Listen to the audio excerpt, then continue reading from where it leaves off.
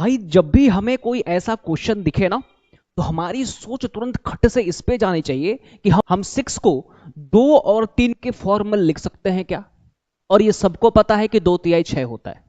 ये सबको पता है कि 2 तिहाई 6 होता है। चलते हैं इसी क्वेश्चन को सॉल्व करने। आपके स्क्रीन पे दिख रहा है क्लास 9th का, क्लास 9th की बहुत सारी बुक्स में ये क्वेश्चन रहता है, फाउंडेशन के बुक्स में भी ये क्वेश्चन रहता है ना। अच्छी अच्छी किताबें हैं, आप उसमें उसका नाम हम नहीं ले सकते, आप नाम जानते होंगे, उनमें भी ये क्वेश्चन आपको मिल जाएगा। हमारे पास जो क्वेश्चन है मेरे दोस्त कुछ इस तरीके का है, 2 is to the power x, 2 is to the power x equal to 3 is to the power y equal to 6 का पावर -z।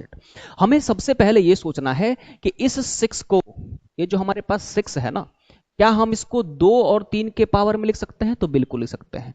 2 का पावर 1, 3 का पावर 1, कोई दिक्कत है क्या? 2 का पावर 1, 3 का पावर 1, बिल्कुल लिख सकते हैं। 2 तिहाई 6 होता है, 2 का पावर कुछ नहीं है तो 1 है, और 3 का पावर कुछ नहीं है तो 1 है मेरे भाई। अब एक बात मुझे बताइए, मैंने पिछले वीडियोस में भी एग्जांपल दे रखा है। मान लीजिए कि हमारे पास 3 बच्चे हैं, एक ए है, दूसरा बी है और तीसरा सी है। अगर तीनों की हाइट आपस में बराबर है, इसका मतलब हमने ए का हाइट नापा होगा तो कोई वैल्यू आई होगी, हमने बी का हाइट में नापा होगा तो एक वैल्यू आई होगी, हमने सी का हाइट मेजर किया होगा तो एक वैल्यू आई होगी, और तीनों ही वैल्यूज इक्वल आई होंगी। इसलिए हम बोल पा रहे हैं कि तीनों का हाइट क्या है? सेम। तीनों का हाइट क्या है? सेम। वैसे ही मेरे दोस्त, अगर मैं ऐसा बोल रहा हूं कि 2 का पावर x इक्वल टू में 3 का पावर y इक्वल टू में 6 का पावर -z, इसका मतलब ये किसी ना किसी एक वैल्यू के बराबर होंगे। उस वैल्यू को मान लिया मैंने p, और p का पावर कुछ नहीं है तो क्या है? 1। p का पावर कुछ नहीं है तो क्या है? 1। अब यहां से मेरी बातें सुनिए भाई, मुझे अगर लिखना होगा तो हम लिख सकते हैं क्या? 2 का पावर x इक्वल टू में p का पावर 1। एक और बात हम लिख सकते हैं, 3 का पावर y इक्वल टू में p का पावर 1। एक और बात लिख सकते हैं, 6 का पावर -z इक्वल टू में p का पावर 1 इक्वल टू में p का पावर 1। एक बात मुझे बताइए, हमारे पास एक रूल है, इफ, हमारे पास रूल क्या है? इफ a का पावर m इक्वल टू में b का पावर n, तो a की जो वैल्यू होगी वो हो जाएगी b का पावर n अपॉन m। अगर मुझे b की वैल्यू चाहिए होगी a के टर्म में, तो ये हो जाएगा a का पावर m अपॉन में n। मतलब कि जो वैल्यू हम चाहिए उसका पावर नीचे, जो वैल्यू हमको चाहिए उसका पावर नीचे। ये हो जाता है भाई, ये हो जाता है। ये आपका एक जनरल सा रूल है एक्सपोनेंट एंड पावर का, उसको हम यहाँ पे क्या कर लिए हैं? अप्लाई। तो हाँ, अगर मुझे 2 चाहिए तो 2 इज इक्वल टू में हो जाएगा p का power 1 upon x। 2 equal to में क्या हो जाएगा? p का पावर 1 अपॉन x। वैसे ही 3 हमारा क्या हो जाएगा? p का पावर 1 अपॉन में y। सिमिलरली 6 हमारा क्या हो जाएगा? p का पावर 1 अपॉन में -z, या फिर इसी को हम लिख सकते हैं -1 अपॉन में z। दोनों ही बातें सेम है। पॉजिटिव को नेगेटिव से डिवाइड करो, आना नेगेटिव ही है। नेगेटिव को पॉजिटिव से डिवाइड करो, आना नेगेटिव ही है। तो हमने नेगेटिव लिख लिया पहले ही ऑलरेडी, है ना। इसको आप मानिए कि भैया ये है इक्वेशन नंबर 1, ये हो गया इक्वेशन नंबर 1। इसको आप मानिए क्या? तो ये है इक्वेशन नंबर 2। ये हमारे पास क्या है भैया? Equation number 3। ये हमारे पास क्या है? Equation number 3। क्या ये बात समझ पाए? क्या एक बात हम समझ पाए? बिल्कुल। एक बात मुझे बताइए, क्या हम इक्वेशन नंबर 3 को 2 गुणे में 3 या फिर 2 का पावर 1 और 3 का पावर 1 इक्वल टू में p का पावर -1 अपॉन में z लिख सकते हैं क्या? भाई 6 को रिप्लेस कर दिया हमने 2 का पावर 1 इंटू में 3 का पावर 1, और इसको हम मान लेंगे कि ये हमारा क्या है? Equation number 4। ये हमारा क्या है? Equation number 4। आसान है, बिल्कुल आसान। अब आगे बढ़ो, आगे बढ़ते हैं दोस्त, आगे बढ़ते हैं। हमारे पास है क्या?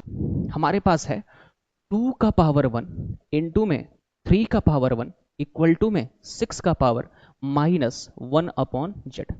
अच्छा, 2 के जगह पे हम क्या लिख सकते हैं? थोड़ा सा पीछे जाइए। 2 के जगह पे हम लिख सकते हैं p का पावर 1 अपॉन x, और 3 के जगह पे क्या लिख सकते हैं? p का पावर 1 अपॉन y। 2 की वैल्यू ये है मेरे दोस्त, और 3 की वैल्यू ये है। ठीक है, तो हम यहाँ पे लिख सकते हैं क्या?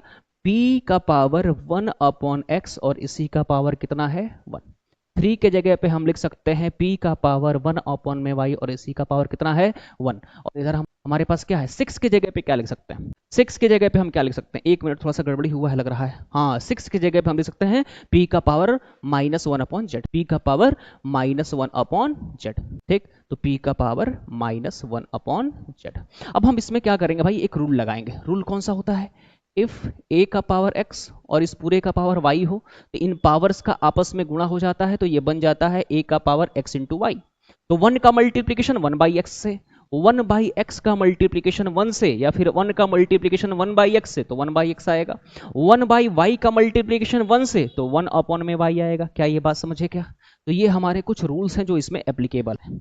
ये हमारे पास जो कुछ रूल्स हैं इसमें क्या है, एप्लीकेबल। तो हम यहाँ से क्या देखते हैं, इस 1 का मल्टीप्लीकेशन 1/x से तो ये बन जाएगा p का पावर 1/x, 2 होता तो 2/x बन जाता, 3 होता तो 3/y बन जाता, क्या दिक्कत है?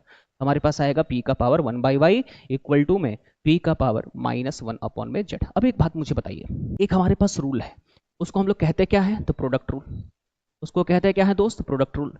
प्रोडक्ट रूल क्या कहता है, इफ a का पावर m इनटू में a का पावर n हो, मतलब बेस क्या हो, सेम, और बीच में मल्टीप्लिकेशन का साइन, तो क्या करते हैं भाई, पावर्स को हम ऐड कर लेते हैं। पावर्स को क्या कर लेते हैं, ऐड। तो यहां पे हम देख रहे हैं कि बेस क्या है, सेम, p बेस है, तो पावर्स आपस में ऐड हो जाएंगे, तो p का पावर 1/x प्लस में 1/y इक्वल टू में p का पावर -1/z। क्या ये बात क्लियर है? बिल्कुल क्लियर होना चाहिए। अब एक और रूल है भाई, एक और रूल है, उस रूल को हम लोग क्या कहते हैं, कंपैरिजन रूल। कौन सा रूल कहते हैं उसको, कंपैरिजन रूल। इसको क्या कहते हैं, कंपैरिजन रूल।